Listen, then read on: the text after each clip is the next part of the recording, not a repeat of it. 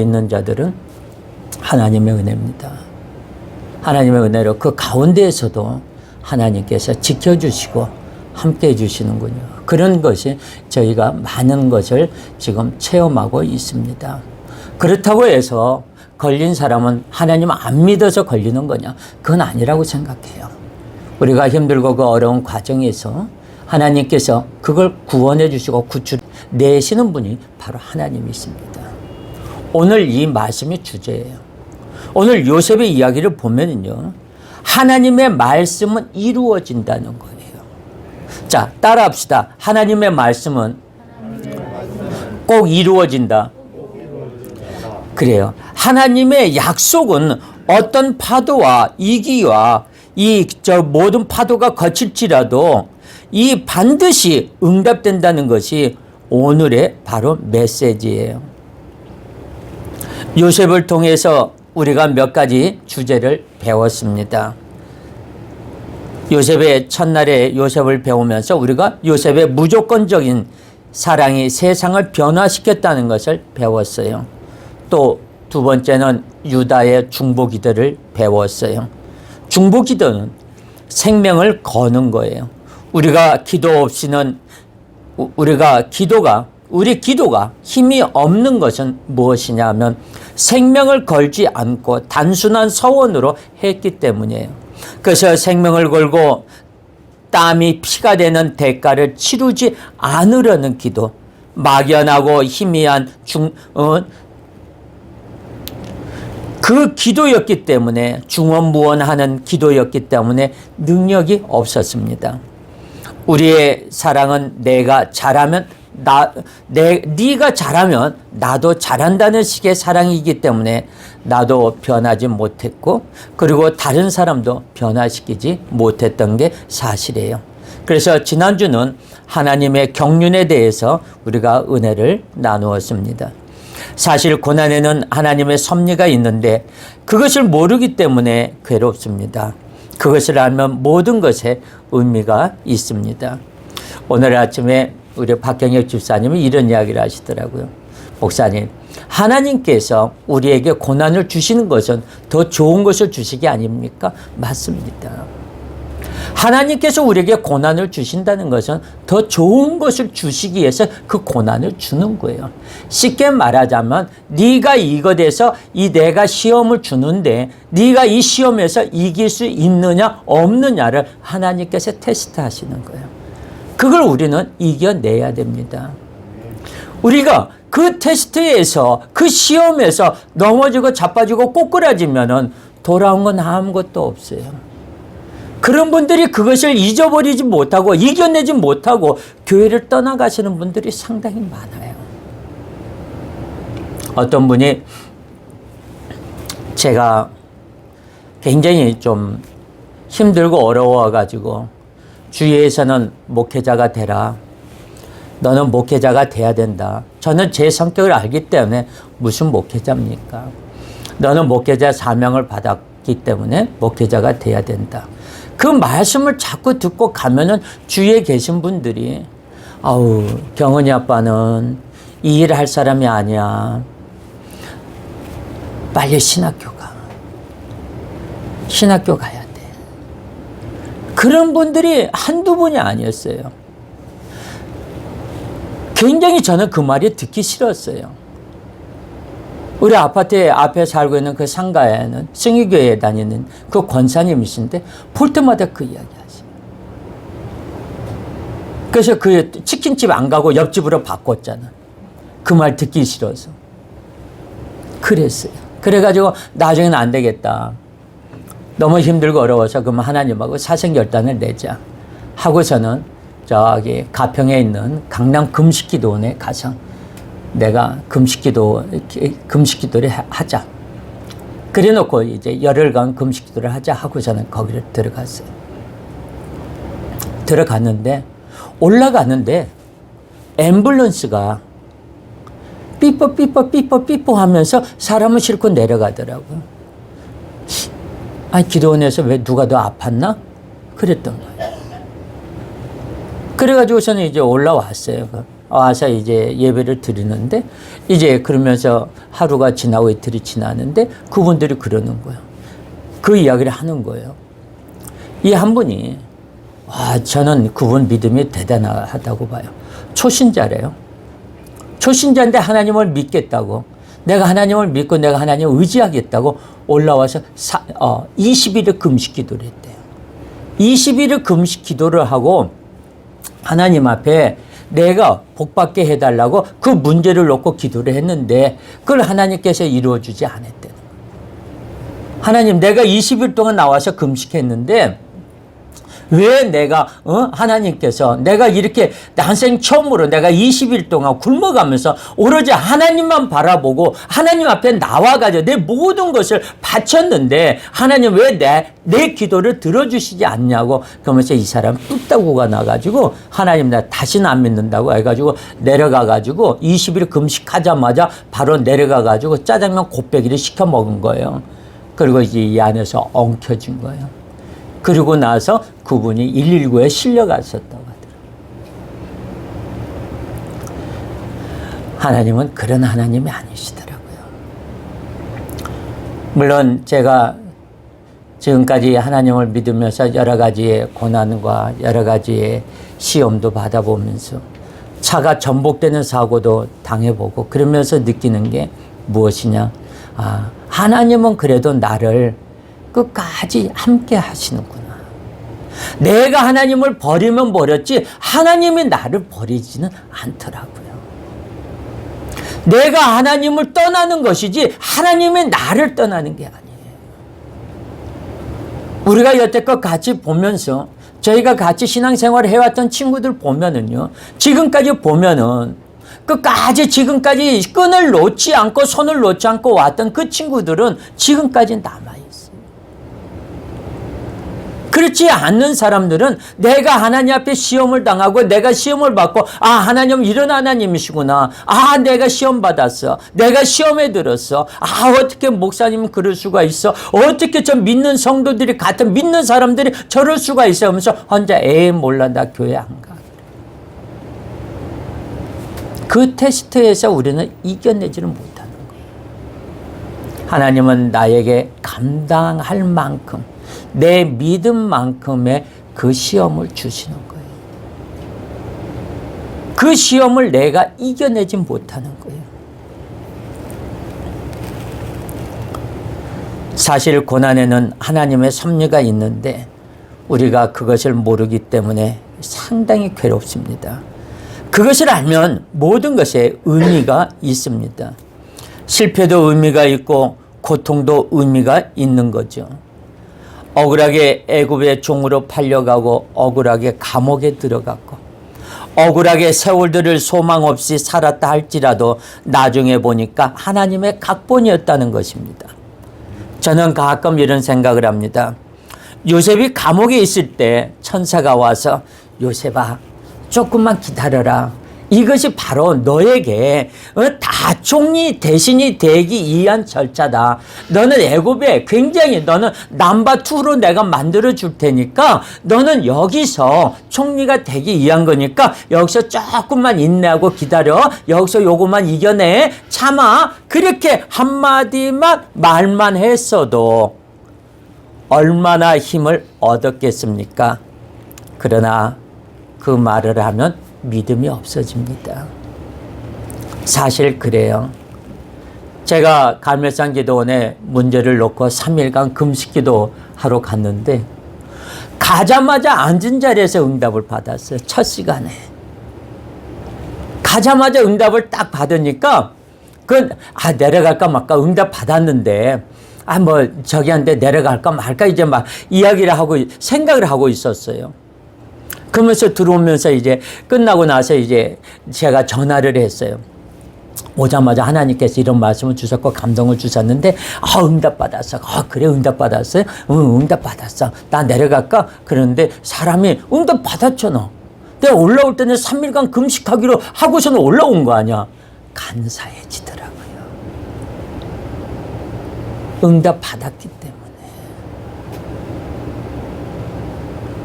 이게 바로 우리들의 마음이에요.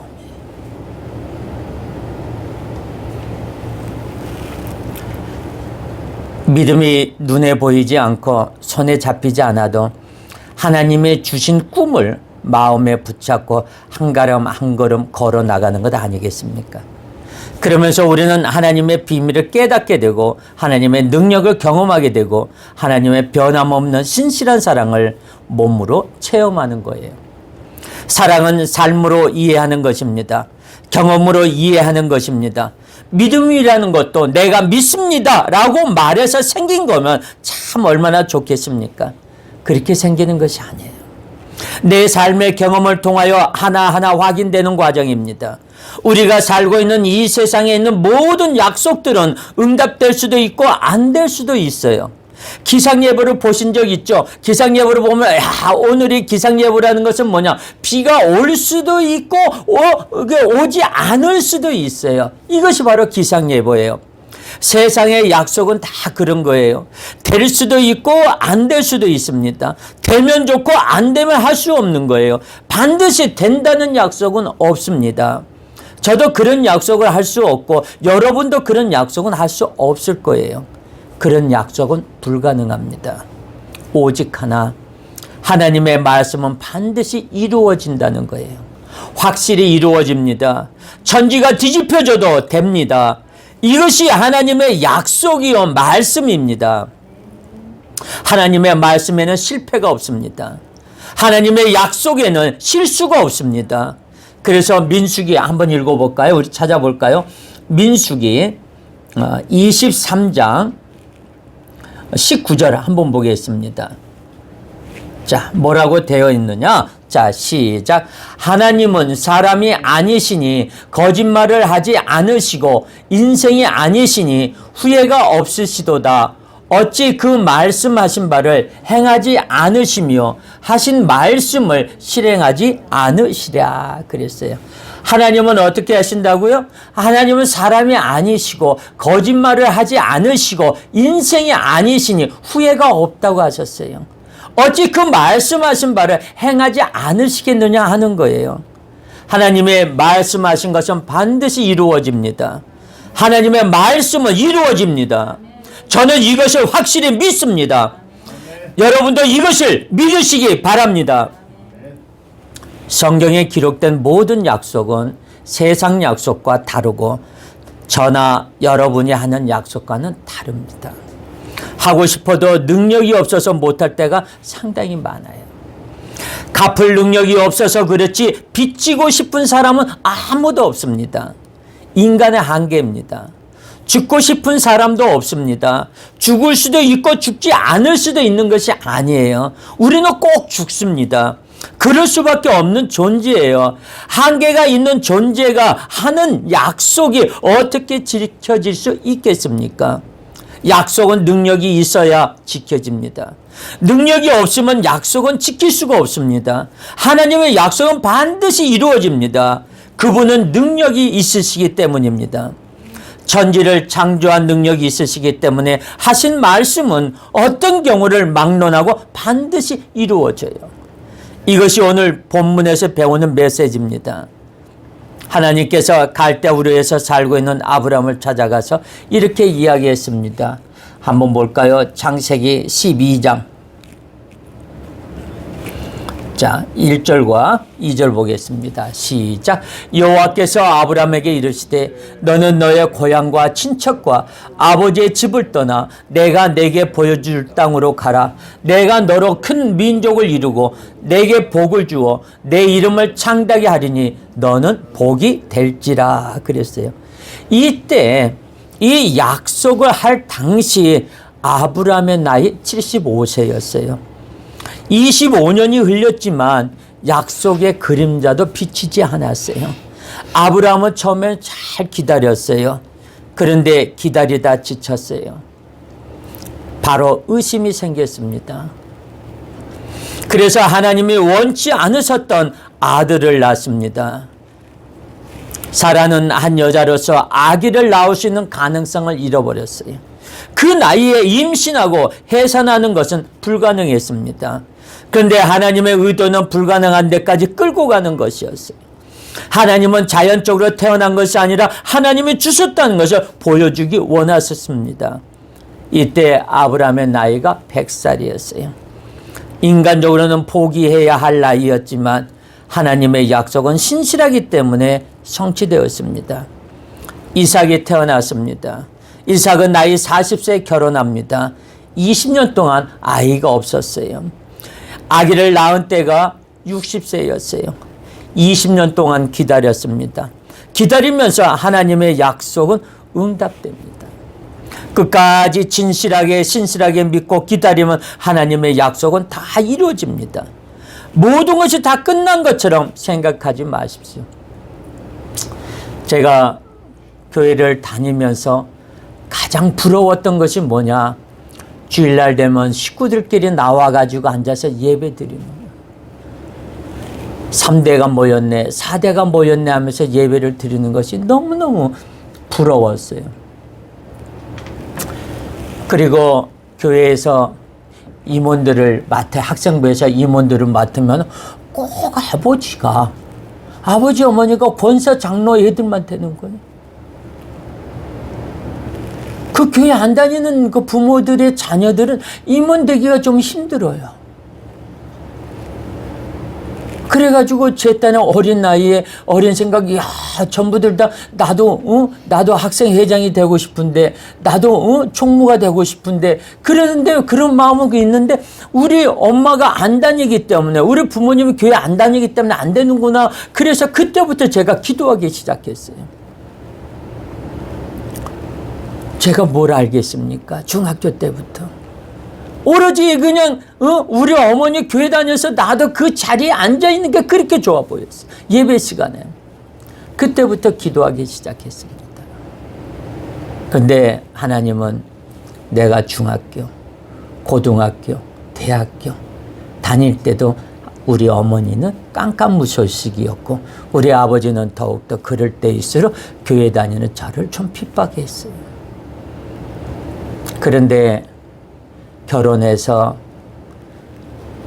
세월이 흐르고 나서 어머니가 교회를 나오기 시작한 지가 딱 32년째에 어머니가 교회 나오기 시작하시더라고요. 내가 기도하기 시작한 지가 32년이 되고서야 어머니가 교회 나오기 시작하는 거예요. 어머니가 교회 나오니까 아버님이 나오시고 아버님이 나오니까 할머니가 나오게 되고 그래서 저도 그 부러움의 대상이 됐었어요. 한쪽에는 목사님이 그랬습니다. 저 집에 김현준 집사의 자리는 이쪽 자리는 아무도 앉지 말라고 두세 자리는 앉지 말라고 자리까지 지정해 줬어요. 왜? 4대가 와가지고 예배를 드리고 있었기 때문에 그렇게 보기 좋았대요. 저도 지나고 나서 다른 분들이 우리 가정을 그렇게 부러워했대요. 그렇습니다. 하나님께서 우리의 기도는 꼭 이루어지게 만드십니다. 기다리면 하나님의 약속은 응답됩니다. 끝까지 신실하게 믿고 기다리던 하나님의 약속은 다 이루어집니다.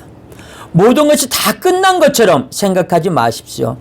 하나님의 역사는 계속됩니다. 물밑에서 하나님의 역사는 계속됩니다. 이것이 바로 오늘의 메시지예요. 야곱은 내 부인에게서 12명의 아들을 낳았습니다. 그는 아버지의 집에서 쫓겨나서 형의 미움을 받고 20년 동안 처가살이를 합니다. 험한 세월을 야곱은 살았어요. 하나님의 약속이 하나도 이루어지는 것 같지 않았어요. 믿음의 조상이라면 좀 멋지게 살아야 하는 것 아닙니까? 처가살이 하면서 얻어먹고 사는 것이 어떻게 하나님의 약속이라고 할 수 있겠습니까? 야곱은 특별히 상처가 많은 사람이에요. 어떻게 이런 사람이 믿음의 조상이 될 수 있을까 하는 생각이 들 정도예요. 그러나 놀라지 마십시오. 하나님의 약속은 계속됩니다. 우리 인간이 상처를 받고 무능하고 자격이 없다 할지라도 하나님은 나를 택하셨기 때문에 나를 그쪽 방향으로 끌고 가는 거예요. 걱정하지 마십시오. 여러분이 예수의 형상이 될 때까지 하나님은 여러분을 끌고 갈 거예요. 이 정도에서 하나님은 포기하시지 않습니다. 부모가 자기 자식을 포기하지 않듯이 가끔 포기하는 부모도 있습니다만 그러나 정상적인 부모는 절대로 포기하지 않습니다. 하나님은 여러분을 포기하지 않습니다. 약속을 반드시 이루어집니다. 하나님은 신실하십니다. 대부분의 많은 사람들은 하나님을 믿지 않는다고 말하지는 않습니다. 체념을 합니다. 이것이 바로 문제예요. 믿는데 체념해요. 기도해봤자지. 내가 예수 한두 번 믿어봤나? 믿어봐도 내가 거기가 거기더래요. 해봤자 다녀봤자 아무것도 좋은 게 하나도 없더래요. 시간만 뺏겼지, 돈만 뺏겼지, 좋은 거 하나도 없더라. 다니지 마. 그 사람은 예수의 깊이의 참맛을 모르는 거예요. 소경이 코끼리 다리를 만들고 코끼리를 한번 다리를 만져보고 나서 코끼리는 둥글더라. 둥글둥글하더라. 한소경이 코끼리의 코를 만졌던 무슨 소리야? 코끼리는 길어. 길기만 하는 게 코끼리더라. 우리가 그러는 거예요. 예수를 핍박하고 교회를 핍박하고 교회 다니는 자들이 요즘은 안티 세력이라고 그러죠. 기독교를 욕하고 하는 사람들은 무엇이냐? 기독교를 모르기 때문에 그래요. 하나님을 모르기 때문에 그래요. 전에 이명박 대통령이 되기 전에 청계천을 만들어 놓고 보기 너무너무 좋았어요. 청계천을 그거 만들려고 자기가 많은 시도를 했고 했는데 자기가 많은 사람들이 해보려고 했는데 못했는데 이명박 대통령 과감하게 한 거예요. 얼마나 보기 좋아요. 지금 만들어 놓으니까. 그 만들 때 많은 사람들이 욕을 했습니다. 그거 다 만들어 놓고 하는 소리가 그랬어요. 감사하면서 너무 눈물겨워서 이 청계천 하나님 앞에 바칩니다. 그랬더니 그 다음 날 서울시청에 게시판이 난리가 났어요. 야, 이게 네 거냐? 왜 하나님 앞에 바치냐? 하나님한테 뭐한테 바치냐? 하나님이 누구냐? 하면서 완전히 도배를 해버렸어요. 그 사람들은 교회 다니는 사람들일까요? 아니에요. 방학 때 되면은 이제 저희가 캠프가 있어가지고 이제 학생들을 이제 해서 몇백 명씩 모여서 이제 저희가 다니엘 캠프, 사무엘 캠프를 하는데 다니엘 캠프를 하면서 학생들이 제일 힘든 게 다니엘 캠프 애들이에요. 이제 그 다니엘 캠프는 이제 그 고등부 청년부 애들이에요. 고등부 청년부 애들이 오기 때문에 걔네들 사춘기 때고 제일 힘들 때예요. 그러면 이제 앞에서는 사역을 하고 막 하는데 뒤에는 뭐냐? 뒤에는 놀아요. 뒤에는 모든 게 안 돼. 그래서 우리들이 다니면서 휴대폰 하는 애들 휴대폰을 뺏어요. 예배에 집중하라고. 한 애가 예배를 드는데 어떻게 되냐? 헐, 야, 제가 귀신이 나온다? 앞에서 귀신 사역을 하고 있었어요. 헐, 예수님이 물 위로 걸어갔대. 그랬더니 그러면서 얘가 보내는 거예요. 그래서 상대방이 있는데 뻥치지 마. 사람이 어떻게 물 위로 걷냐? 그러면서 이제 그 이야기를 했더니 뭐냐? 결론은 뻥이야. 그 친구들은 무엇이냐? 믿지 않는 친구들이에요. 믿지 않는 사람들이 교회를 욕을 합니다. 하나님의 욕을 합니다. 예수 믿는 사람들을 욕을 합니다. 거기에 대표적인 인물이 누구냐? 사울이었어요. 자기는 예수 믿는 자들을 잡아다가 가서 감옥에 가두고 그 사람들을 죽이고 이단이라고 믿고 치우치고 그 사람들을 잡아다가 하는 일에 자기는 잘하는 일로 알았어요. 내가 사명을 걸고 하나님 앞에 일을 하는구나. 저 예수 믿는 자들을, 저 이단자들을 잡아가지고 그 사람들을 죽이고 감옥에 보내는 것이 내가 오늘 이 땅에 할 일로 태어났구나, 사명을 갖고 태어났구나 했던 것이 사울이었어요. 그런데 어떻게 됩니까? 다메섹 선상으로 예수 믿는 자들을 잡으러 가면서 진짜 예수님을 만나게 된 거죠. 예수 믿는 자를 죽이러 다녔고 그 사람을 잡으러 다녔던 사람이 그 반대가 되어서 예수를 믿으라고 전도하고 다녔던 사람, 예수님의 말씀을 전파하고 다녔던 사람이 사도 바울이에요. 사도 바울이에요.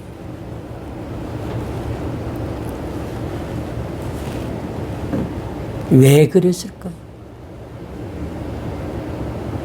사도 바울은 그때 전까지도 로마의 시민권을 갖고 있었어요. 지금으로 말하자면 박사학위를 4개, 5개를 가지고 있던 사람이에요. 학문으로는 굉장히 뛰어나요. 문장도 좋아요. 말씀을 봐도 어느 정도 학문적으로 봐도 굉장히 그 사람이 좋아요. 우리가 바울 서신을 봐요. 베드로가 쓰는 이 마태복음하고 이 베드로가 쓴 복음서하고 이 사도 바울이 쓴 복음서를 보면은요, 베드로가 쓴 것은 쉬운데 사도 바울이 쓴 복음서는 좀 약간 어려워요. 그만한 지식이 있기 때문에 그러는 거예요. 그런데 그가 하루아침에 자기의 기득권을 모두 다 내려놓고 예수를 전도하는 데 앞장서잖아요. 예수를 전하는 데 앞장서잖아요. 저는 여러분들이 체념을 사라지기를 바랍니다. 냉소주의가 사라지기를 바랍니다. 하나님은 신실하십니다. 성령님을 부인하는 사람은 없습니다. 성령님을 제한해서 문제입니다. 하나님을 제한하지 마십시오. 성령님을 제한하지 마십시오. 하나님의 약속은 반드시 이루어집니다. 오늘 말씀이 그거예요. 늙고 힘없는 아버지가 야곱에게 찾아온 것은 체념이었어요. 내가 그렇게 아끼고 사랑하던 아들 요셉은 동물에게 찢겨 죽었고 그나마 소망을 갖고 있었던 베냐민도 어떻게 될 줄 모르는 운명이었어요. 기막힌 기근은 계속되고 먹을 것은 없고 몸은 늙었고 새로운 무슨 일을 한다는 것은 야곱에게는 불가능했어요. 자식들이 주는 대로 먹고 살아야만 했어요. 이런 처지에 놓인 야곱은 하나님을 어떻게 다루십니까? 한번 볼까요? 45장 창세기 45장 15절 16절 한번 보겠습니다. 자, 다 같이 시작. 요셉의 형들이 왔다는 소문이 바로의 궁에 들림에 바로와 그의 신하들이 기뻐하고 바로는 요셉에게 이르되 내 형들에게 명령하기를 너희는 이렇게 하여 너희 양식을 싣고 가서 가나안 땅에 이르거든 너희 아버지와 너희 가족을 이끌고 내게로 오라. 내가 너희에게 애굽의 좋은 땅을 주리니 너희가 나라에 기름진 것을 먹으리라 그랬어요. 자, 바로 왕이 요셉이 엉엉 우는 것이 옆에 있는 그 궁에까지 들렸다고 그랬어요. 바로 왕이 사물을 보는데 막 어디서 막 이상한 소리가 나는 거야. 사람 우는 소리가 나는 거야. 야, 저 소리가 무슨 소리냐?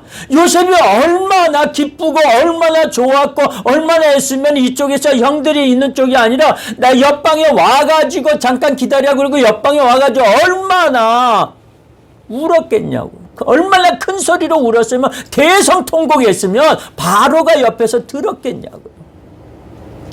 야, 저거 무슨 소리냐? 저거 총리 대신 목소리 아니냐? 아, 저 사람이 왜 울어? 빨리 가서 알아봐. 여봐라, 빨리 가서 알아봐라. 그랬더니 가서 보니까, 야, 알겠습니다. 그래서 가서 보니까 물어봤어. 뭔가 그랬더니 나 가만히 뒤에서 보니까 상황이 이상해. 이쪽에 사람들이 있고 없어. 그 옆에 신하들한테 물어봤어요. 총리 대신 어딨냐? 옆방으로 갔습니다. 가만히 들어가서 옆에 가서 이렇게 보니까 막 울고 있는 거야. 눈물을 닦고 있는 거야. 그러고 나서 이렇게 가만히 그 광경을 두고 봤어요. 그랬더니 요셉이 와가지고 형들한테 고백하는 거예요. 제가 형님입니다. 형님이 나를 죽였던 요셉입니다. 라고 이야기를 하니까 얼른 그 말 듣고 아, 요셉이 우리 총리 대신 형제들이 왔다고? 저 사람은 혈혈단신 고한 줄 알았는데 아, 형제들이 있었구나. 부모님이 계셨구나. 그러면서 얼른 와서 왕에게 아뢰입니다. 왕이시여, 그 총리 대신에 형님들이 왔어요. 그 총리 대신들의 형제들이 와가지고 엉엉 붙잡고 우는 겁니다. 그러니 그 말을 듣고 애굽의 왕이 바로의 왕이 이 말을 내리는 거예요. 죽은 줄만 알았던 요셉은 죽지 않고 살아 있었습니다. 꿈에도 생각하지 못했던 일입니다. 야곱에게 있어서 죽었던 아들이 살아 있다는 것을 믿을 수 없는 일이에요. 야곱은 요셉을 잃어버리고 22년 동안 소식 한번 듣지 못한 채 죽었다고 생각하며 그 침묵의 세월을 살아왔는데 요셉이 살아있다는 말이 믿어지겠습니까? 더 믿을 수 없는 것은 요셉이 애굽의 총리가 되었다는 거예요. 7년 대흉년 동안에 애굽의 권력자로서 있다는 사실은 믿을 수 없는 일이에요. 이것은 사람의 상식과 합리성으로 설명할 수 없는 놀라운 하나님의 경륜이요, 섭리요, 비밀이에요. 믿음은 비밀입니다. 비밀을 갖고 있는 사람은 항상 입가에 미소가 있습니다. 한번 볼까요? 19절과 20절 시작. 이제 명령을 받았으니 이렇게 하라. 너희는 애굽 땅에서 수레를 가져다가 너희 자녀와 아내를 태우고 너희 아버지를 모셔오라. 또 너희의 기구를 아끼지 말라. 온 애굽의 땅이 좋은 것이 너희 것임이니라. 왕이 이 말을 듣고 너희들 빨리 가서 니네 고향에 있는 부모님들 모셔와. 그쪽엔 기근이 있어서 먹고 살기 힘들잖아.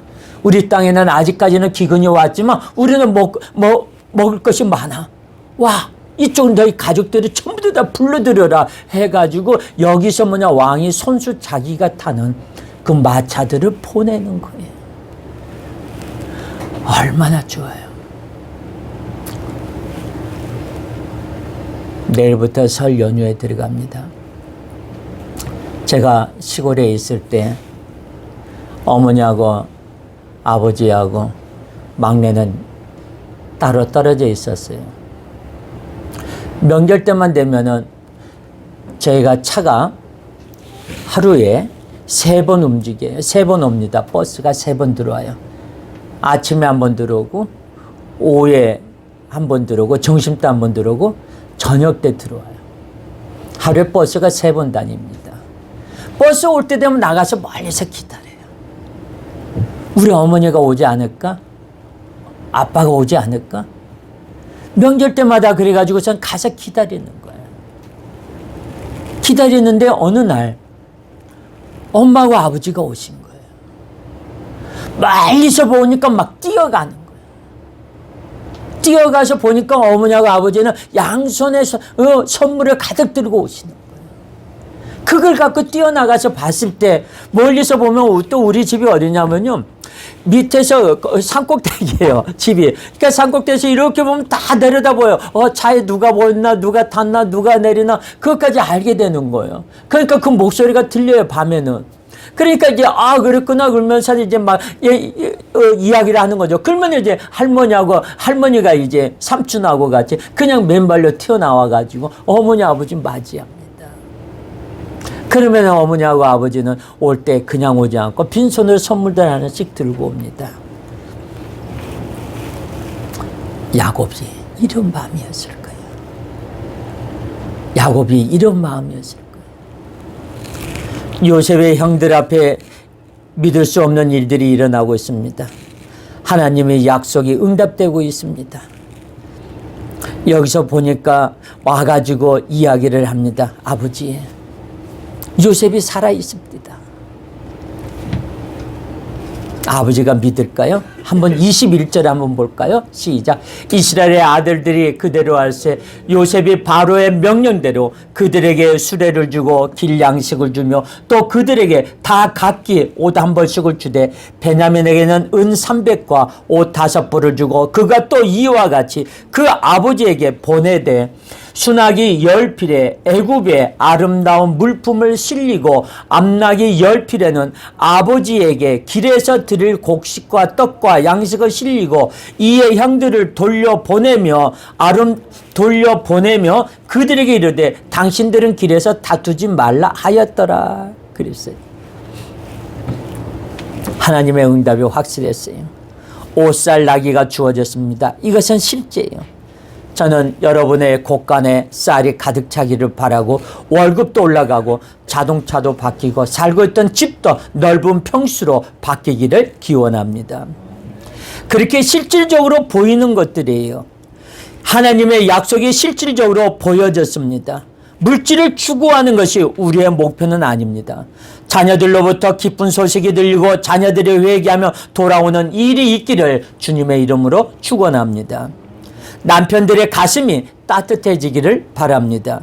자, 25절과 27절 볼까요? 시작. 그들이 애굽에서 올라와 가나안 땅으로 들어가서 아버지 야곱에게 이르러 알려 이르되 요셉이 지금까지 살아있어 애굽 땅 총리가 되었더이다. 야곱이 그들의 말을 믿지 못하여 어리둥절하더니 그들이 또 요셉이 자기들에게 부탁한 모든 말로 그에게 말하며 그들의 아버지 야곱은 요셉이 자기를 태우려고 보낸 수레를 보고서야 기운이 소생한지라. 믿지 않는 거야. 이것을 믿지가 않는 거야. 야, 요셉이 죽었던 요셉이 어떻게 살아있었냐? 그럼 2차 저차 요차 막 이야기를 합니다. 야, 너희들 나한테 내가 나이 먹었다고 나를 위로하려고 거짓말하는 거 아니야? 아버지 아니야. 나가보세요 밖에. 요셉이 바로 왕이 애굽의 왕이 우리에게 보낸 거예요. 아버지가 그 왕이 직접 이 마차를 타고 오려는 거예요. 지금으로 말하자면은 리무진을 보낸 거예요. 리무진을 보내고 그 차로 해서 직접 오시라는 거예요. 기사까지 딸려가지고. 가서 보니까 그 마차는 진짜 왕들이나 타는 마차예요. 휘황찬란해. 많은 선물도 줬어요. 많은 선물도 갖고 왔어요. 보니까 이것을 바로 왕이 주면서 아버지 이 마차를 타고 오시렵니다. 그 말을 직접 믿는. 우리 아버지가 어머니가 양손에 선물을 가득가득 들고 바리바리 들고 옵니다. 오면서 그날 저녁에 할아버지하고 할머니하고 앞에서 이야기를 합니다. 아버님이 호주머니에서 봉투를 하나 꺼내면서 아버님, 논을 이 동네에 나온 논이 있으면 논을 삽시다. 할아버지가 입이 여기까지 찢어지는 거예요. 명절날에 와가지고 논 한 마지기 사드리겠다는데 그래 급히 난 논이 하나 있다. 돈이 그 사람이 필요해서 급전으로 내놨는데 굉장히 싸더라. 그거 두 마지기 이걸로 그러면 두 마지기를 사자 그래야죠. 아버지가 그날 오셔가지고 할아버지한테 논 두 마지기를 사드리더라. 얼마나 기뻐했을까요? 우리 할아버지가 할머니 그날 저녁에 잠 못 주무셨대요. 너무 기뻐가지고 아들놈이 와가지고 명절날에 와가지고 성큼으로 논 두 마지기를 사주니 얼마나 시골에서 그 논을 산다는 것이 얼마나 부자가 되는 거예요. 그걸로 기뻐하는 거예요. 바로 이거예요. 야곱의 아들들이 해가지고 내가 죽은 줄만 알았던 요셉이 살아가지고 아버지 우리 땅으로 오세요. 여기 와서 삽시다. 우리 식구들 지금 생고생하지 말고 여기 와서 호화호식하고 있으니까 그동안 그만큼 고생하셨으니까 이제는 고생 끝 행복 시작입니다. 그러면서 이 마차까지 왕이 보내준 거 보니까 그거 보고 그때서야 힘이 나고 살아났다는 거예요.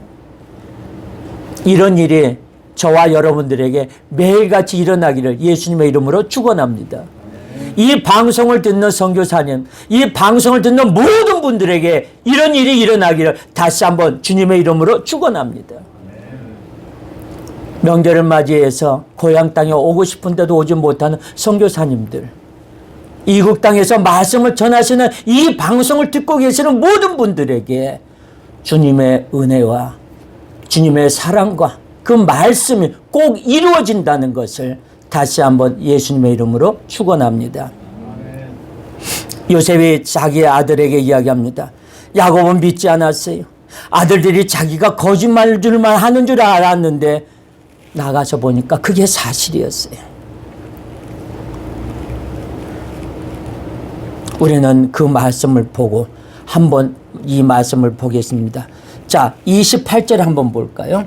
시작. 이스라엘이 이르되 조카도다. 내 아들 요셉이 지금까지 살아있으니 내가 죽기 전에 가서 그를 보리라 하니라 그랬어요. 무엇입니까? 여기서 우리가 발견하는 것은 뭐냐? 야곱에게 비전이 생긴 거예요. 죽기 전에 요셉을 보겠다는 희망이 생긴 거예요. 우리 가정이 하나님이 주시는 복의 이슬을 먹고 모든 가정이 하나님의 비전을 보고 살아가는 모습들에 대한 환상을 그리십시오. 여러분 남편에 대한 좋은 환상을 그리십시오. 아내에 대한 환상, 자녀에 대한 환상을 그리십시오.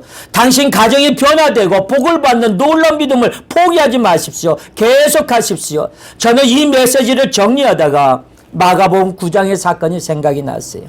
귀신 들려서 어디서든지 거꾸러지고 거품을 흘리고 일을 가는 아이를 가진 부모가 너무 마음이 힘들고 화급해서 예수님의 제자들을 찾아갔습니다. 그런데 예수님의 제자들은 귀신을 쫓아내지 못했어요. 그래서 예수님께 왔습니다. 예수님이 이렇게 말합니다. 믿음이 없는 세대여, 내가 얼마나 너희와 함께 있으며 얼마나 너희를 참으리요, 그를 내게로 데려와라. 아이가 오니까 예수님 앞에서 경전을 일으켰어요. 그 아이의 아버지는 슬픈 마음으로 예수님께 말합니다. 귀신이 저를 죽이려고 불과 물에 자주 던졌나이다. 그러나 무엇을 하실 수 있거든 우리를 불쌍히 여기사 도와주옵소서 하고 이야기합니다. 네, 예수님은 말을 바꾸십니다.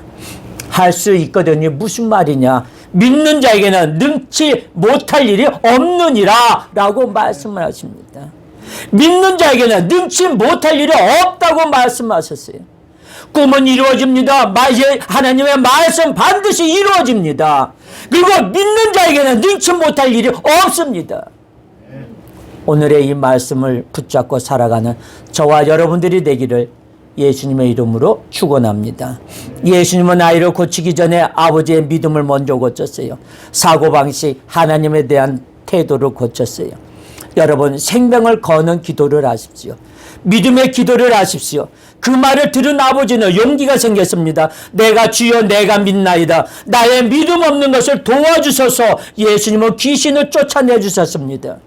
제자들이 와가지고 묻습니다. 주님, 귀신을 쫓아내지 못했느냐고 예수님께 물었습니다. 그러자 예수님은 기도 외에는 이런 이유가 나갈 수 없느니라고 했어요. 자기들은 왜 자신들은 귀신을 쫓아내지 못했을까요? 하고 이야기를 물어보니까 기도 외에는 이런 이유가 없느니라 그랬어요. 기도 외에는 이런 이유가 나갈 수 없다고 말씀하십니다. 처녀가 어떻게 아이를 낳습니까? 천사가 마리아에게 아기를 낳을 것이라고 말하자 마리아는 믿을 수 없었습니다. 마리아는 이렇게 말합니다. 주의 계집종이오니 말씀대로 내게 이루어지이다. 이때 예수님은 잉태됩니다. 저는 오늘 여러분 안에, 저와 여러분 안에 성령이 임하여 주셔서 믿음이 불처럼 일어나기를 축원합니다. 주여, 오늘 나에게 믿음을 주옵소서. 하나님은 신실합니다. 약속은 반드시 이루어집니다. 당신이 포기할지라도 하나님은 포기하지 않습니다. 당신은 20년의 세월을 잊었을지라도 하나님은 잊지 않고 당신의 기도를 들어 응답하여 주십니다. 오늘 여러분이 이런 믿음을 갖기를 바랍니다. 민족이 잘되는 믿음을 갖기 바라고 늙고 병들어 소망이 없는 나이가 되었을지라도 비전을 보게 될 것입니다. 소망과 비전을 갖고 사는 동방교회 성도들이 되시기를 예수님의 이름으로 축원합니다.